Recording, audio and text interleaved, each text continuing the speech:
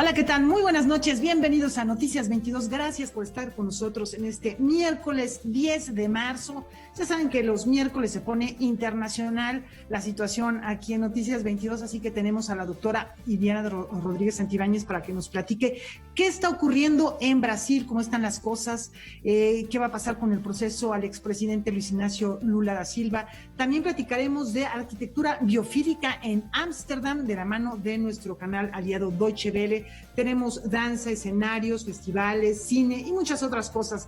Rafael García Villegas, qué gusto estar contigo.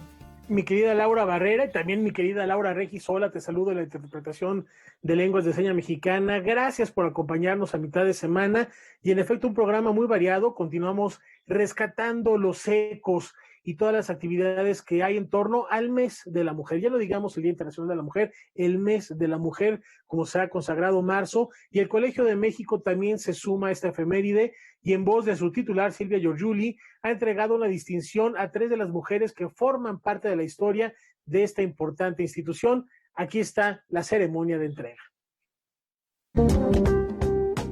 Con la entrega del reconocimiento Mujeres en la Historia del Colegio de México, el Colmex busca recuperar y visibilizar el papel de las mujeres que ayudaron a construir la institución. Este año se reconoció y celebró a las fundadoras del Programa Interdisciplinario de Estudios de Género, con el que se abrió brecha en la investigación sobre género desde 1983.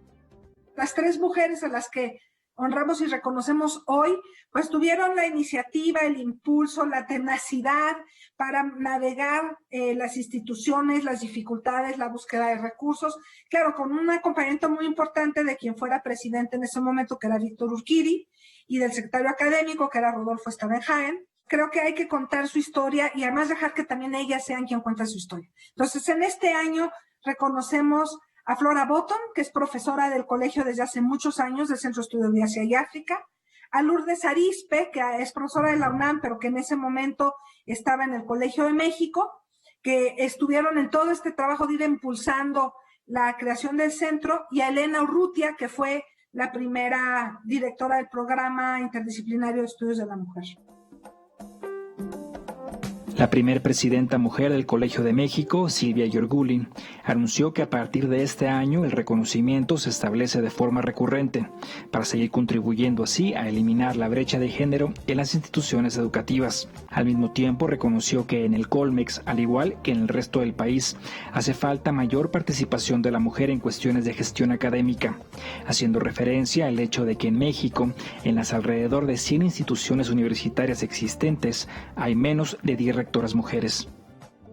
A pesar de que en el colegio la participación de hombres y mujeres en el trabajo de investigación y docencia es bastante equilibrado, hay diferencias obviamente por centros y por disciplinas, pero en general hay una distribución muy similar de hombres y mujeres entre los profesores investigadores. Había habido en el pasado poca participación de las mujeres en las actividades de gestión académica.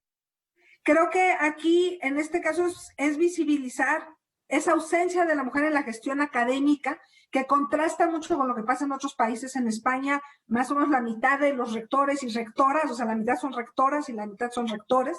Entonces, yo creo que será una agenda en la que tendremos que ir avanzando, y yo siempre digo que el mejor indicador será cuando este deje de ser un tema y sea normal que haya rectores y rectoras, mujeres y hombres, con iguales oportunidades para estar al frente de la gestión académica. Era una lucha difícil en aquellos años para hacer un espacio. En la ceremonia, que se llevó a cabo de modo virtual, se escuchó la voz de aquellas mujeres que ayudaron a alcanzar los actuales avances en igualdad de género, y se habló de los temas de género urgentes que afectan a nuestra sociedad. Yo creo que en estos avances en la igualdad de género hay muchas dimensiones en las que tenemos que trabajar.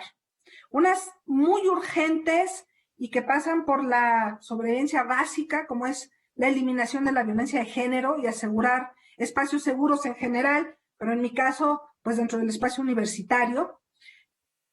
Y además, en paralelo a eso, tenemos que estar trabajando en muchos otros frentes. Y creo que hay que aprovechar que toda una generación de mujeres nos puedan contar su historia para ir construyendo institución y también aprender de esas experiencias y de los obstáculos que enfrentaron.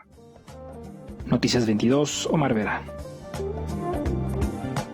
Seguimos platicando acerca de la desigualdad que vive la mujer en ámbitos académicos, en ámbitos universitarios.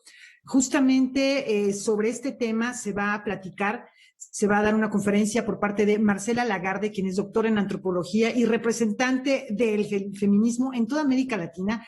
Ella va a ofrecer una conferencia en línea en colaboración con la Universidad Veracruzana. Conozcamos más detalles de este encuentro.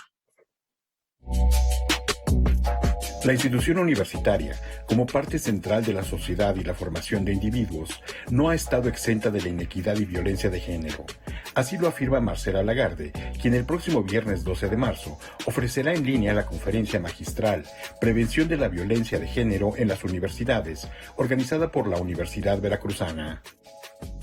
El tema de las mujeres en las universidades y lo que enfrentamos día a día es muy complejo y abarca todo tipo de violencias generadas sobre todo por la desigualdad. La universidad no se zafa de ese problema. También hay, a pesar de la igualación que significa estudiar carreras universitarias, porque sí, el estudio universitario crea igualdad, pero a pesar de eso hay desigualdades múltiples, hay una cultura enormemente patriarcal, muy jerárquica en las universidades. Marcela Lagarde evoca su época de formación universitaria a finales de la década de los años 60 del siglo XX, momento de movimientos sociales y estudiantiles que abrieron paso a la inclusión de las mujeres, pero que, sin embargo, no apuntaban plenamente a la equidad de género que actualmente se impone como necesaria. Es el de espacios mixtos de mujeres y hombres que si una no se fijaba bien, se iba con la finta y creía que eso ya era igualdad. Eso no era igualdad, pero era un avance grandísimo. Mi vida hubiera sido otra totalmente si yo no hubiera estudiado antropología, si no fuera universitaria. Investigo muchísimo la vida universitaria. Me importa mucho que las universidades formen estudiantes y profesionistas democráticos, pero también con alta calidad en su campo de interés académico. Conceptualizar y concientizar las diversas dimensiones de violencia e inequidad de género es un primer paso dentro de las instituciones universitarias que, en opinión de Marcela Lagarde, siguen mostrando estructuras patriarcales y jerárquicas que impiden la plena participación de la mujer. Tenemos ya varios años planteando políticas universitarias para, primero que nada, identificar qué es la violencia, qué cosas son violencia. ¿Es violencia que tu compañero de clase te dé una cachetadita? No, si están jugando para ser ejemplares en la UNAM, desde el rector hasta los directores de prepas, de colegios, de licenciaturas, están recibiendo una formación compleja, suficiente, magnífica, en perspectiva de género, desde el rector. O sea, ya no vamos a dejar a que las fuerzas espontáneas de la naturaleza nos hagan avanzar, sino que las universidades tienen que ser espacios de formación de alternativas a la violencia.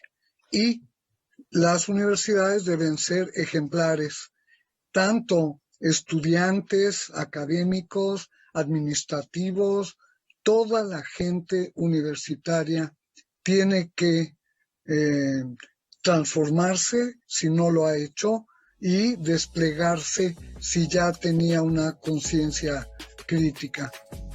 La conferencia magistral Prevención de la Violencia de Género en las Universidades será dictada por Marcela Lagarde el viernes 12 de marzo a las 11 horas a través de las páginas de Facebook de la Universidad Veracruzana Región Veracruz y de Boca del Río. Noticias 22, Víctor Gaspar. Estaremos muy al pendiente, por supuesto, de esta conferencia. Y una triste noticia, se fue una institución del séptimo arte, del entretenimiento en general de nuestro país. Falleció Isela Vega, una personalidad a la que el Instituto Mexicano de Cinematografía reconoció como una mujer transgresora del cine. Ella era actriz, guionista, productora, directora de historias muy, muy poderosas. De hecho, Roberto Fiesco, con quien platicó Noticias 22 hace unas horas, publicó el libro que les mostramos en pantalla, Isela Vega, Viva Vega, autor de este libro, donde hace referencia y recorre la trayectoria tan importante de Isela. De verdad, una figura muy, muy poderosa en lo que respecta de manera particular al séptimo arte nacional, y así la recordamos esta noche en Noticias 22. No, yo siempre aspiré a quitarme las inhibiciones. Me parecía lo más importante cuando empecé a estudiar la actuación. Empecé a cantar, pero me daba mucho miedo. Y entonces me sugirieron, pues, ¿por qué no tomas clases de actuación? Y ahí voy con el maestro Sequizano, fíjate con quién, maravilloso maestro. Él había estudiado con Stanislavski mismo, así que era, no, maravilloso. Y la primera vez que fui a hacer un ejercicio en el foro, dije, qué maravilla, me encantó. Me puso ahí un ejercicio de que me iba a suicidar, ¿tú crees? Maestro Segui, qué bárbaro. Isela Vega fue una mujer auténtica, que en los años 60 cautivó al público por su arrojo y valentía. Después lo hizo con su sencillez, carisma y desfachatez. Con sus participaciones en televisión, teatro y cine, la actriz gana fama nacional. Sin embargo, es en el año de 1974 cuando su carrera se encumbra. Debuta en el extranjero con la cinta Tráiganme la cabeza de Alfredo García, del director Sam Peckinpah. Ese mismo año se convierte en la primera mujer latina en aparecer desnuda en la versión norteamericana de la revista Playboy.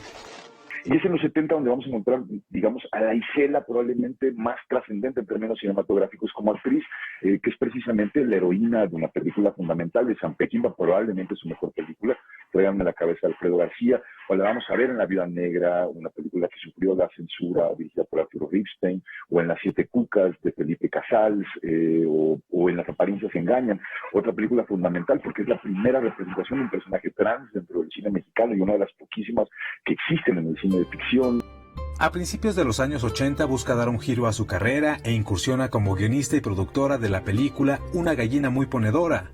La dirección corrió a cargo de Rafael Portillo y contó con las actuaciones de Andrés García, Emilio El Indio Fernández, Pedro Weber Chatanuga, Lola Beltrán, Columba Domínguez, Rafael Inclán, Alberto Vázquez, Manuel Flaco Ibáñez y Joaquín García Vargas Borolas. Y en 1983 escribe el argumento de Los amantes del Señor de la Noche.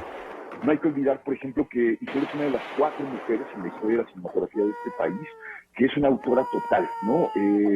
Junto con Mimi Derba, Adela Sequeiro, Perlita y Marielena Velasco, la India María, es una de las 4 mujeres que ha escrito el guión de una película, dirigido esa misma película y protagonizado esa película, además de producido la misma, pues, ¿no? Ella lo hace con Los amantes del Señor de la Noche, lo hace también con Una gallina muy ponedora, pues, ¿no? O sea, no solamente lleva los roles protagónicos, sino también hace, digamos, todo este trabajo de construcción en torno a las películas. En las últimas 2 décadas sus personajes tenían menos tiempo de pantalla, pero no dejaban de ser protagonistas. Isela Vega era capaz de atraer la atención del público con una escena. Basta mencionar La Ley de Herodes y su personaje de Doña Lupe, Las Horas Contigo, en donde daba vida a Doña Mari, y El Jeremías, donde interpretaba a una abuelita supuestamente muda. Noticias 22, Julio López. Bueno, una mujer extraordinaria, rompiendo con tabúes, hablando de temas, mostrando temas que hasta ahorita siguen siendo temas prohibidos, mucho antes del el crimen del padre Amaro. Ella ya había protagonizado películas como justamente la que decía Roberto Fiesco, La Viuda Negra o El Festín de la Loba, por ejemplo, uniendo ahí estos temas de religión, sexualidad, en fin, de verdad, qué gran legado deja Isela Vega también para la libertad de la mujer. Y bueno, antes de la pausa, Rafa, tenemos un par de comentarios que hacerle a nuestro público, ¿no? Fíjense que les vamos a comentar que el Museo Nacional de Antropología ha reabierto sus puertas al público con un nuevo horario, es un horario especial bajo estrictas medidas sanitarias. Como saben, el uso de cubrebocas es obligatorio, a la entrada se va a aplicar el gel antibacterial que ya todos usamos o debemos usar, se va a tomar la temperatura a las personas y van a limpiar su calzado con un tapete desinfectante. Esta primera fase de reapertura va a tener un número de visitantes controlado, va a corresponder al 30% del aforo promedio de este recinto. El horario de visita es de martes a sábado, de 10 de la mañana a 5 de la tarde. El cronograma está sujeto a los semáforos epidemiológicos de la capital del país. Hay que estar muy al pendiente de la información que dé la capital del país, y quienes no estén en la Ciudad de México, pues también hay que estar siempre pendientes de qué puedes visitar, que no puedes visitar en esta temporada, Rafa. ¿Qué otra cosa nos vas a platicar en torno a este mismo tema? En efecto, ya también algunos teatros están reincorporando poco a poco a la actividad con esas mismas sanitarias que refieres, Laura. Son aforos de no más del 20%, pero es muy importante que se empiece a mover la economía del sector cultural de manera particular en los teatros. Consulten su cartelera, está todo, insistimos, sanitizado, las medidas de seguridad y de sanidad establecidas, tendrán que ir con cubreboca, tendrán que registrar también su temperatura, el código QR, y poder empezar a disfrutar presencialmente de las artes escénicas en nuestro país. Y si ustedes no quieren salir todavía, la recomendación, ahorita que recordábamos a Isela Vega, es el domingo 14 de marzo a las 10 de la noche, por supuesto la señal de Canal 22, La Viuda Negra de Arturo Ripstein con Isela Vega, que ya comentabas, una de las películas emblemáticas de esta gran actriz que alcanza la inmortalidad en este día, pero está vigente su memoria, su presencia, y qué mejor que la pantalla de Canal 22. Reitero, La Viuda Negra, domingo a las 10 de la noche. Con estas recomendaciones, si quieren ir al teatro o si quieren quedarse en casa a ver muy buen cine, pues está hecha la invitación y vamos a una brevísima pausa.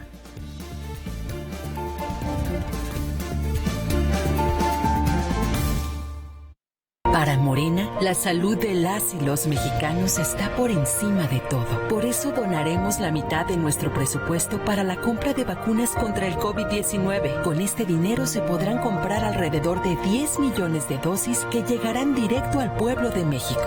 Mientras otros prefieren despilfarrar, nosotros sabemos que el dinero solo sirve cuando se pone al servicio de la gente. Porque la salud es un derecho, no un privilegio. Morena, la esperanza de México.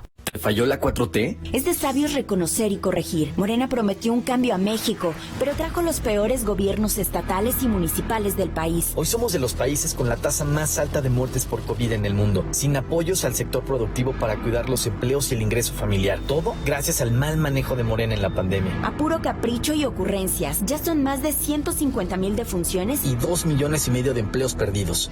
Llegó la hora de corregirlo. Cambiemos hacia el futuro. Esto es Acción por México. PAN. Tu voto tiene tanto poder que aunque tu candidata o candidato no gane, igual cuenta. En el frente están las candidaturas de mayoría relativa. Detrás, las candidaturas de representación proporcional. Cuando marcas la candidatura de tu preferencia, también estás votando por la lista de representación proporcional del partido que elegiste. Y si tu candidato o candidata no gana, tu voto sigue contando para elegir a quienes integrarán la Cámara por representación proporcional. El 6 de junio, el voto sale y vale. INE.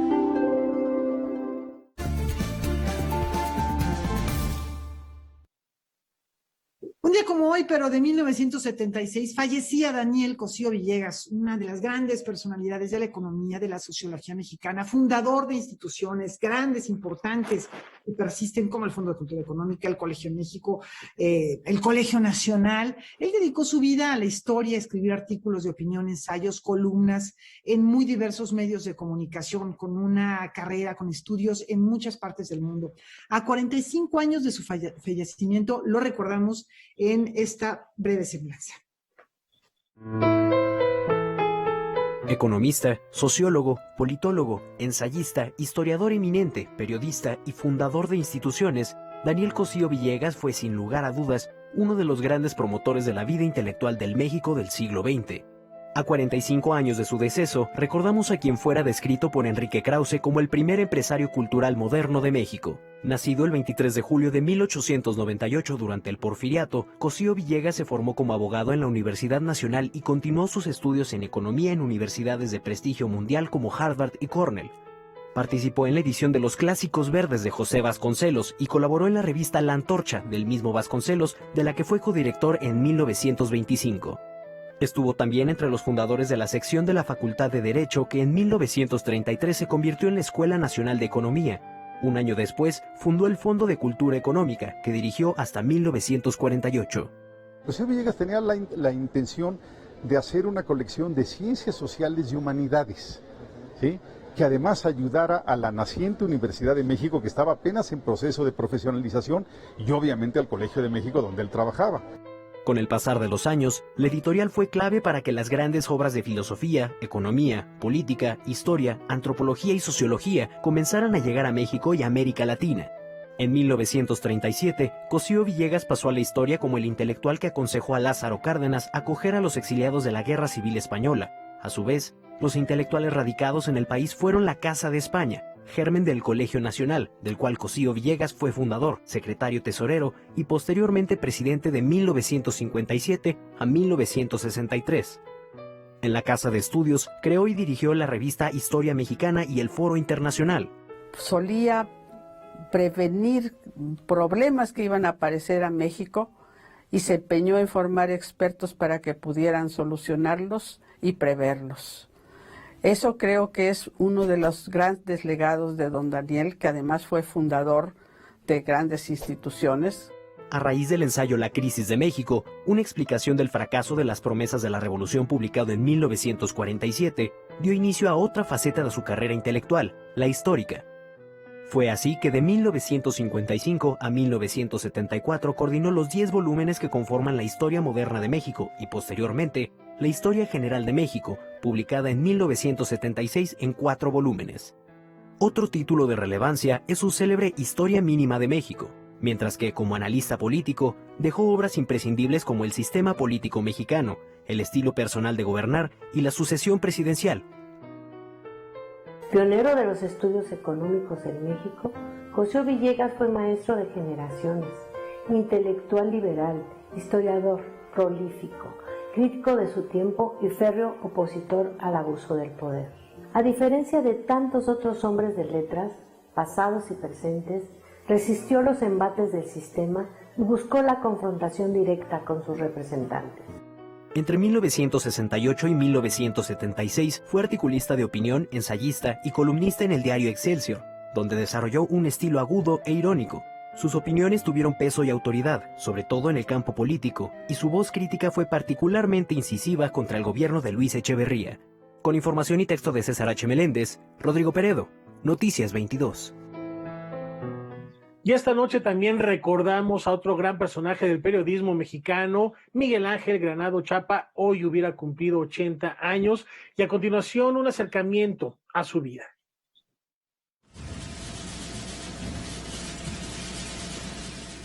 En el 2008, Miguel Ángel Granados Chapa recibió del Senado de la República la medalla Belisario Domínguez en reconocimiento a su trayectoria periodística.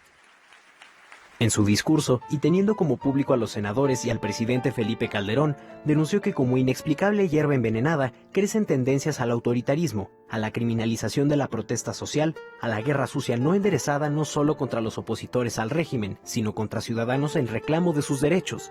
Denunció también la lucha constante del poder contra la crítica y la oposición, cuestiones que atentan contra los derechos de los ciudadanos a la información y la libertad de expresión de los periodistas. Y es que para Granados Chapa, los periodistas no deben ser socios de los políticos. Por este pensamiento y su labor en los medios, Miguel Ángel Granados Chapa fue uno de los periodistas más importantes del país. Originario de Pachuca, Hidalgo, llegó a la Ciudad de México para estudiar Derecho en la UNAM e hizo un doctorado en Historia en la Universidad Iberoamericana. Se inició en el periodismo como reportero del semanario Crucero en 1964. Colaboró en el periódico Excelsior. Junto a Julio Scherer y Vicente Leñero, participó en la fundación del semanario Proceso. Trabajó en Canal 11, Radio Educación, Radio UNAM, el periódico 1+1, La Jornada, la revista Siempre, pero destacó por su columna Plaza Pública, la cual duró 34 años. Además, fue profesor en la máxima casa de estudios, consejero ciudadano en el Consejo General del Instituto Federal Electoral y candidato a gobernador del estado de Hidalgo. De sus libros destacan Excelsior y otros temas de comunicación, Examen de la comunicación en México y Comunicación y política. En ellos desarrolló los antecedentes y los hechos posteriores a la salida del grupo de Julio Scherer de Excelsior, los problemas relacionados con la prensa, la radio, la televisión, la publicidad y la historieta, y hace una serie de reflexiones sobre aspectos fundamentales de la comunicación social. En Votar para qué, Manual de Elecciones, Nava sí, Zapata no, La Hora de San Luis Potosí, Crónica de una lucha que triunfó, y Constancia Hidalguense rescata acontecimientos del pasado mexicano para entender el presente. Muchos fueron los reconocimientos que recibió por su trabajo. Entre ellos están el Premio José Joaquín Fernández de Lizardi, el Premio Nacional de Periodismo. Fue nombrado Caballero de la Orden del Mérito por la República Francesa, pero uno muy especial fue cuando ingresó a la Academia Mexicana de la Lengua como miembro de número. Miguel Ángel Granados Chapa nació el 10 de marzo de 1941 en Pachuca, Hidalgo, y murió el 16 de octubre de 2011 en la Ciudad de México. Con información y texto de Alberto Aranda, Rodrigo Peredo, Noticias 22. Siempre hará falta Miguel Ángel Granados Chapa, siempre señalando, poniendo el dedo en el renglón, el dedo en la llaga. Nunca se hizo amigo de los políticos. Él pensaba, pues sí, que un periodista no está para halagar al poder, sino para criticarlo, para ver cuáles son los errores y corregirlos. Bueno, les decíamos, como cada miércoles, que tenemos recorridos internacionales. Ahora, bueno, estamos ya, sobre todo en México, pero en otros países todavía no tanto, a punto de terminar el invierno. Es una estación que tiene consecuencias en nuestra vida cotidiana. En Europa el frío es aún más intenso, las estaciones más marcadas, la falta de sol afecta a los habitantes. Entonces se ha desarrollado un tipo de diseño, un tipo de arquitectura que se llama biofílica, que tiene que ver con la relación entre la naturaleza y los espacios urbanos y que pretende incluir aspectos de ello en la construcción de edificios, por ejemplo, para mejorar la calidad de vida. Hay un proyecto muy particular que se ubica en Ámsterdam, que es un ejemplo interesante. Vamos a ver imágenes, vamos a conocerlo más. Vamos a conectarnos en este instante con Valentina Torrado, de nuestro canal aliado Deutsche Welle en Berlín. Te escuchamos, Valentina. Adelante, cuéntanos. Un saludo desde Berlín para todos ustedes. En Ámsterdam, un proyecto llamado Freebooter es un ejemplo de una nueva tendencia contemporánea de construir. La arquitectura biofílica, que se basa en el principio de conexión con la naturaleza.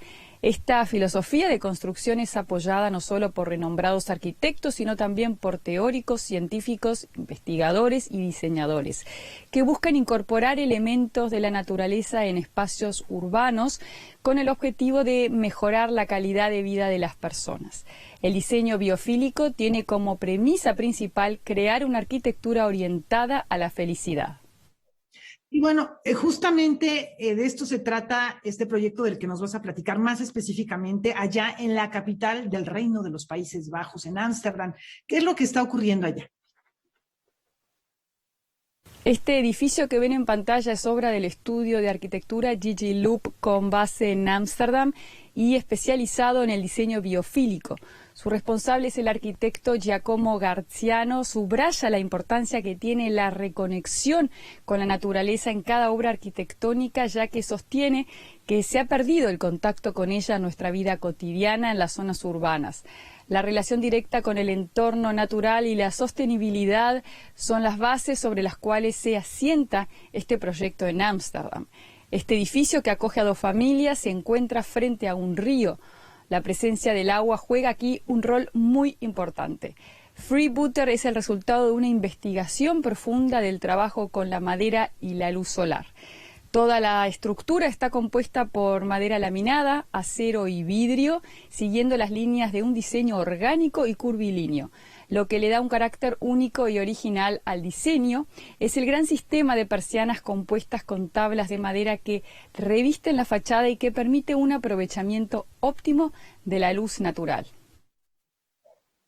Valentina, ya nos platicaste de varios elementos. Por un lado, la madera, el agua, la luz, esta parte más natural, y también está el metal, otros elementos que se van agregando. ¿Nos puedes hablar de, digamos, cuáles son las principales características que tendría que tener, que tiene un proyecto biofílico de arquitectura? Este tipo de arquitectura busca mejorar el bienestar de las personas que habitan en el espacio.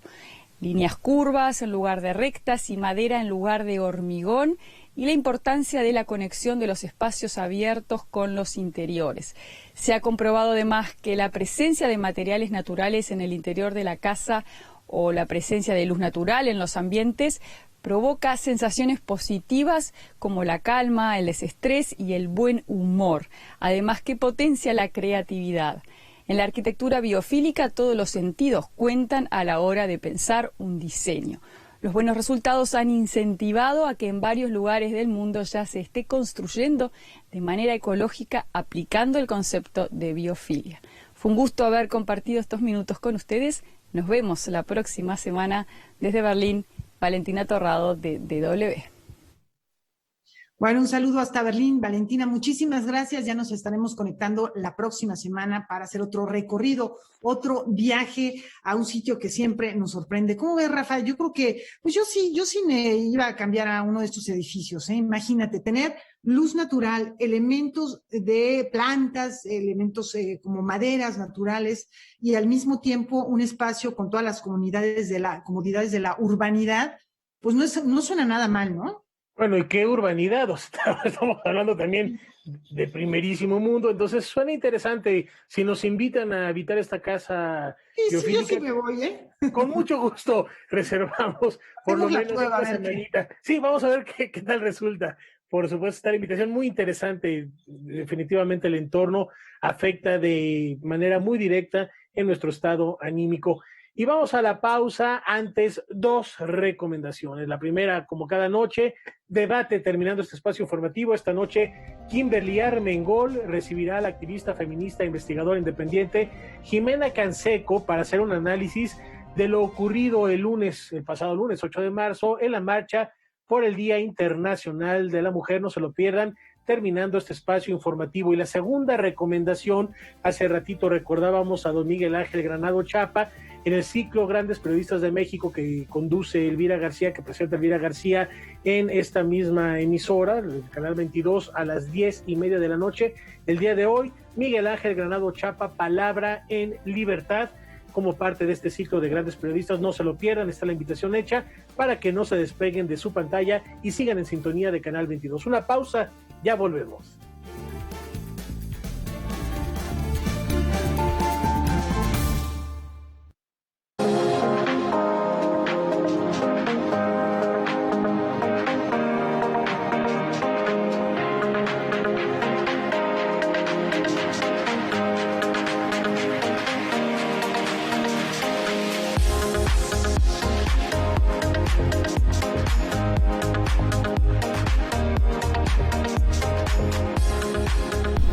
Conociendo el trabajo literario de Mónica Lavín como novelista, inicié el acercamiento a la figura de Sor Juana en su novela Yo la Peor con muchísima curiosidad. La novela superó mis expectativas. Fue una grata aproximación a la mujer que, a más de 200 años de su vida, permanece como una figura icónica de la literatura universal. a través de las letras de Mónica Lavín, conocemos a Juana Inés de Asbaje, una pequeña nacida en San Miguel Nepantla, que desde los 3 años de edad dio las primeras muestras de una inteligencia superior, de una curiosidad insaciable y de cómo el destino fue jugando en su favor hasta llegar a ser la mujer ilustre que fue. Hombres y mujeres, amigos y familia, de un continente a otro, admiraron y apoyaron en la medida de sus posibilidades a la mujer culta, estudiosa, curiosa, amante del arte, la música y las letras. Yo la Peor es una biografía novelada muy bien escrita que provee de los elementos necesarios para comprender y dimensionar los alcances de una mente brillante y cultivada. Una novela que sin duda dejó muy buen sabor de boca entre los lectores de mis círculos de lectura. Escríbeme y participa en ellos. Hasta la próxima.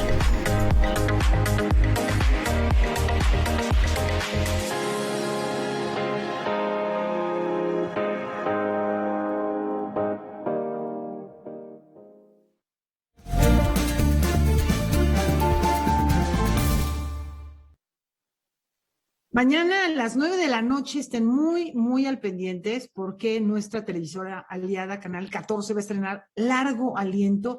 Es un nuevo programa de Sabina Berman en el que va a dialogar con personalidades sobre temas como violencia de género, la naturaleza y muchos otros temas que nos competen a todos los mexicanos. Temas muy variados, de verdad. Vamos a conocer un poquito más acerca de lo que va a contener este programa, una muestra de lo que verán en pantalla. ¿Qué es la libertad? La libertad es gastar tiempo de nuestra vida en las cosas que a mí me motivan sin perjudicar a otro. El mundo que deja la pandemia y el nuevo comienzo que necesita la sociedad serán los principales enfoques del programa televisivo Largo Aliento de la escritora y dramaturga Sabina Berman. A través de una serie de conversaciones extensas con especialistas de la economía, la política y el feminismo, la propuesta audiovisual que será estrenada el 11 de marzo en Canal 14 pondrá sobre la mesa temas como el patriarcado, la relación de los seres humanos con la naturaleza, la violencia y la espiritualidad. En ese tenor hablaremos con Pepe Mújica, su entrevista pasa mañana jueves, ya hablamos con él, ya la grabamos, sobre naturaleza y política. ¿Qué puede hacer la política para alinearnos mejor con la naturaleza? ¿Puede o no puede? De hecho, Mújica es muy crítico de la política tal y como se practica. Después hablaremos con líderes del Bloque Negro, sobre feminismo y violencia. ¿Hacia dónde va el feminismo y hacia dónde va la violencia del feminismo? Creo que las mujeres tenemos una gran oportunidad ahora de entender nuestro momento y asaltar el futuro. Entre los invitados también se encuentra el teólogo brasileño Leonardo Boff, quien hablará de la religión y su relación con la ecología. Largo Aliento se transmitirá todos los jueves en Canal 14 a las 9 de la noche y en Canal 11 a la medianoche. Hablaremos con Dilma Rousseff sobre cómo sacar a los pobres de la pobreza y también sobre los golpes de Estado. Como bien sabes, Dilma Rousseff, la continuadora del proyecto de Lula da Silva, del Partido de los Trabajadores, fue depuesta en Brasil por un golpe de Estado de la derecha. Hablaremos con Amelia Valcarcel sobre el patriarcado, la naturaleza y el feminismo. Y así hasta reunir 13 entrevistas que yo espero que sean para el telespectador un túnel, que cuando salgan de esas 13 entrevistas piensen distinto sobre la realidad actual y el porvenir posible. Este no es un ring para descontar por nocaut. Noticias 22, Karen Rivera. Y ahora platiquemos de arte circense, porque a partir de mañana y hasta el 21 de marzo se llevará a cabo la 5ª edición del Festival Internacional Escenarios Suspendidos, un encuentro organizado por la compañía Tránsito 5 Artes Escénicas, que este año aportará un formato completamente digital. Reír, soñar, reflexionar son acciones que impulsan al público a ser testigo de un espectáculo de circo contemporáneo. En 2015, la compañía Tránsito 5 Artes Escénicas organizó la primera edición del Festival Internacional Escenarios Suspendidos para difundir, promover y apoyar la creación circense. Después de 4 emisiones ininterrumpidas en formato presencial, la quinta se desarrollará de manera virtual del 11 al 21 de marzo. En esta quinta edición vamos a tener a la compañía Dúo Oscilante, dirigida por Karen Bernal.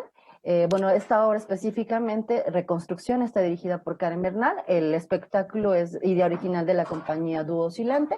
También vamos a tener a la compañía Zaraguatobús, es una compañía mexicana, venezolana, con integrantes de varias partes del mundo también. Y ellos van a presentar el espectáculo Co-Circo de Creación, de Intervención Colectiva, perdón. Y luego tenemos también a la compañía Circo Alebrije, que es una compañía mexicana que radica en Guadalajara. Las obras mencionadas se podrán ver a través de las plataformas digitales del Centro Nacional de las Artes del 11 al 14 de marzo. La compañía Tránsito 5 Artes Escénicas también participará con la pieza Paracaídas y en su canal de YouTube transmitirá más espectáculos del 18 al 21 del mes. Tenemos la propuesta de Transatlantic Cirque, que es muy interesante porque es un documental sobre los maromeros en México, ¿no? Y está muy, muy interesante, muy acabada, es muy redonda y nos da una perspectiva de las tradiciones mexicanas también. Y tenemos a esta obra, este documental se llama Maroma a la Antigua. Tenemos a la compañía Singladura con un espectáculo elemental, que es una combinación de danza buto con circo, muy interesante, minimalista. Tenemos otra propuesta de Chile, México, que se llama Chatarriata, de la compañía M8, que es una colaboración entre México y Guadalajara y Chile.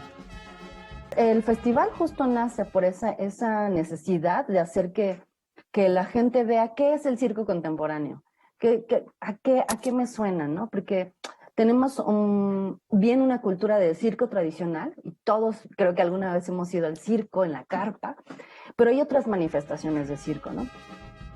Todas las actividades serán gratuitas. Noticias 22, Karen Rivera. Bueno, ahí tienen más recomendaciones para poder vincularse con toda seguridad al mundo de la cultura, con este alejamiento que hemos estado obligados. Y bueno, también algo que ya reinicia es la nueva temporada de los Jueves de Cine en Casa de Buñuel, que se pone, la verdad, muy bien los debates, las pláticas, cada semana diferentes personalidades de la industria cinematográfica de nuestro país y de otros países comparten experiencias en la creación del séptimo arte. Las primeras invitadas de esta nueva edición son las actrices María Rojo y Arcelia Ramírez, grandes actrices. No se lo pierdan, es mañana, 11 de marzo, a las 6 de la tarde, por medio del canal de YouTube, culturaendirecto.unam. Después de esto vamos a la pausa. Ya está aquí Ileana Rodríguez Santibáñez en unos instantes, Visión Global.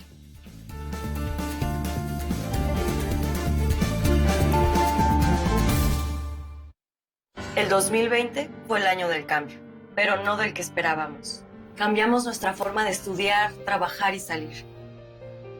Cambiamos para sobrevivir, para salir adelante. En unos meses estoy segura de que juntas vamos a cambiar a quienes hoy están tomando malas decisiones, porque ellos no cambiaron. Se quedaron en el pasado y eso le está haciendo mucho daño al país. Sigamos cambiando por el bien de México. Es momento de comenzar la evolución mexicana. Movimiento Ciudadano.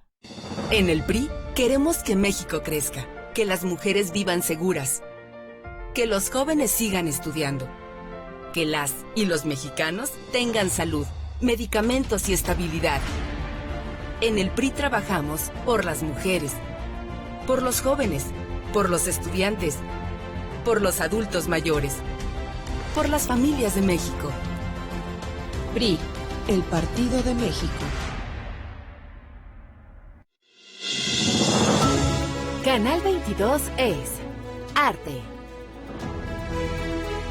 conocimiento, diversidad, imaginación, opinión, pluralidad,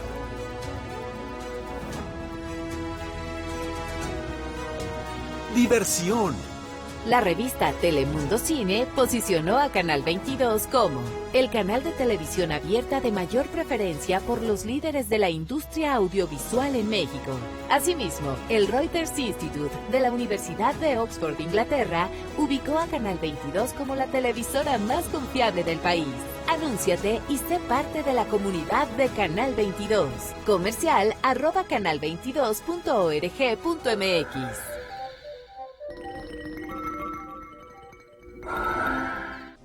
Hola, ¿qué tal? Los espero hoy en punto de las 9 de la noche. Vamos a analizar qué pasó con las marchas del 8 de marzo, en qué está la lucha feminista, pero también traemos a alguien que nos va a hablar de las mujeres que fueron agredidas por sus parejas sentimentales con estos ataques con ácido. Acompáñenos en punto de las 9 de la noche. Tenemos una deuda histórica con la lucha feminista.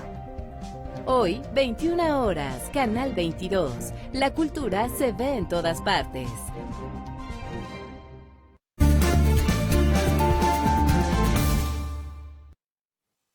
Hoy un itinerario muy interesante que nos va a llevar de Sudamérica al norte de África en unos minutos con la doctora Eliana Rodríguez Santibáñez, porque en Brasil ya Luis Ignacio Lula da Silva, quien fue presidente hasta 2010, y luego fue acusado, fue preso, lo absuelven y regresa a la vida política y va contra todo, contra Jair Bolsonaro, por eso lo tenía en la mente, porque si no se limitó Lula da Silva en la defensa y en el ataque.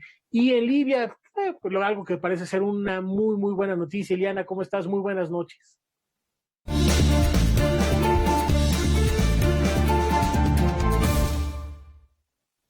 ¿Qué tal? Buenas noches. Pues la vuelta al mundo en menos de 10 minutos. Y sí, vámonos a Sudamérica. Una gran parte de la población brasileña hoy está celebrando, festejando, vitoreando a uno de los líderes de izquierda latinoamericana más importantes del mundo para todos en esta percepción de lo que es la ideología de izquierda, que es Lula da Silva. Este mandatario que ocupó la presidencia entre el 2003 y 2011 y que luego después del escándalo de Odebrecht y el llamado caso Lava Jato, fue acusado por actos de corrupción. En 2013 se iniciaron una serie de juicios en su contra en el estado de Paraná. Quien llevó a cabo estas indagaciones y este tipo de juicios en la jurisdicción de Paraná fue precisamente el juez Sergio Moro. Hoy día estamos enterados que el lunes el Tribunal Supremo lo que ha declarado es que el Tribunal de Paraná era incompetente jurisdiccionalmente hablando para revisar estas acusaciones en contra de Lula da Silva. Así es que, al ser incompetente, todos los actos que hubiese dictado el tribunal o que se hubiesen investigado son anulados. Esto conlleva la anulación de las imputaciones y sentencias en contra de Lula da Silva, quien hoy sale aparentemente victorioso. Hay que decir que aparentemente, porque si bien es cierto, el Tribunal Supremo dice no era competente para nada, sino Brasilia, no está eximiendo de responsabilidad al exmandatario brasileño, es decir, podrían seguir indagatorias en su contra sobre corrupción. Entonces, esto también hay que verlo con mucho cuidado.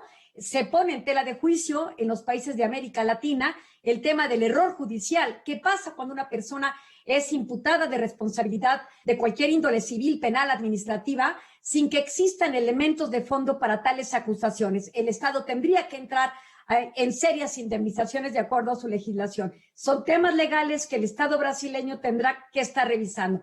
Pero en la parte política, el escándalo es muy importante, porque lo que ahora va a ocurrir es que posibilita al exmandatario para volver a competir por la presidencia en el 2022. Esto ha puesto, por supuesto, a una gran parte de sus seguidores del Partido del Trabajo muy entusiastas tratando de encumbrarlo para que pueda presidir nuevamente el Partido de los Trabajadores. Pero ¿qué va a pasar aquí? Que Lula ha dicho que no está seguro si iría por esa fórmula, ni siquiera ha aceptado si realmente irá, pero parece que todo indica que sí, o tal vez por una coalición mucho más amplia que le pueda llevar precisamente a postularse en el 2022. Las críticas de Lula hacia el mandatario actual, Jair Bolsonaro, por supuesto, que han sido el marco también de todo este escenario que estamos observando en Brasil, acusaciones de la falta de probidad y la falta de estrategia para evitar los decesos en Brasil, que hoy día está prácticamente en el segundo lugar con un número de 270,000 muertos. La semana pasada llevaron a cabo el cierre total de actividades. Hoy día están repensando una nueva clasificación para dentro de todo este lockdown o todo este cierre de gobierno, tratar de las actividades esenciales que quedaron abiertas, otra vez tratar de gradualizar cuáles y en qué horarios se pueden realizar. Es decir, está la situación en Brasil bastante fuerte. En ese marco, por supuesto, Lula da Silva se posiciona en el discurso para señalar y criticar a su opositor y decir qué ha hecho el actual mandatario, dónde están las inversiones, dónde está la seguridad, dónde está la recuperación del empleo, e invita a los ciudadanos a sí o sí aplicarse la vacuna en contra del COVID. Así es que hoy día las cacerolas suenan a las 8 de la noche en Brasil, pero no en contra de Jair Bolsonaro, sino en todo caso celebrando también la salida de la cárcel de estos 19 meses de aprisionamiento de Lula da Silva en Brasil. Eso por una parte. Ahora vámonos un poco a Libia, este estado que después del asesinato, porque hay que decir que murió asesinado Muammar Gaddafi, quedó muy dividido el país. La ONU había querido desde el 2015 tener una iniciativa de un gobierno de transición que solamente dividió a todos los partidos y a la sociedad en su conjunto. Hoy ya el Parlamento aceptó este impulso que la ONU da de un gobierno de transición y han aceptado a un archimillonario para que lidere esa nación hasta el 24 de diciembre de este año, donde luego el Parlamento tendrá que convocar a elecciones. Hay muchas críticas al respecto porque no todos aceptan a este nuevo gobierno. Sin embargo, hay que decirlo, es la primera vez que un gobierno nacido del Parlamento, apoyado por el escenario internacional, por la comunidad internacional, logra tener cierta estabilidad o da un respiro para que pueda haber mayor organización política dentro de Libia y se pueda fomentar la salida hacia posturas democráticas óptimas. Es un escenario muy complejo si consideramos que hubieron muchos intereses que nacieron de la decadencia de Libia y, por supuesto, esos espacios los ocuparon los intereses de Turquía, de Rusia y de los Emiratos Árabes. La decadencia se notó no solamente en el aspecto político, sino económico.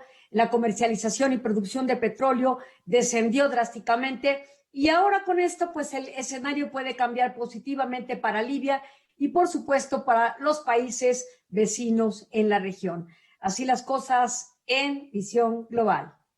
Pues muchas gracias, Ileana. Temas a los que hay que darle seguimiento porque seguramente tendrán eco y repercusión en próximos días y a corto plazo. Así que estaremos muy al pendiente. Muchas gracias. Nos vemos la próxima semana. Y mi querida Laura, nos vamos. ¿Y cómo lo hacemos esta noche? Bueno, pues qué tal si lo hacemos con musiquita. Vamos a recordar a la soprano estadounidense Anna Moffo, a 15 años de su partida. Fue contemporánea de María Callas, Renata Tebaldi y Joan Sutherland. Por varios años presentó su propio programa de variedades en la televisión italiana, siendo muy, muy popular. Vamos a escuchar Folie Sempre Libera de La Traviata de Giuseppe Verdi, interpretada por Anna Moffo. Muchas gracias, muy buenas noches, Diana, Gracias. Rafa. Hasta mañana.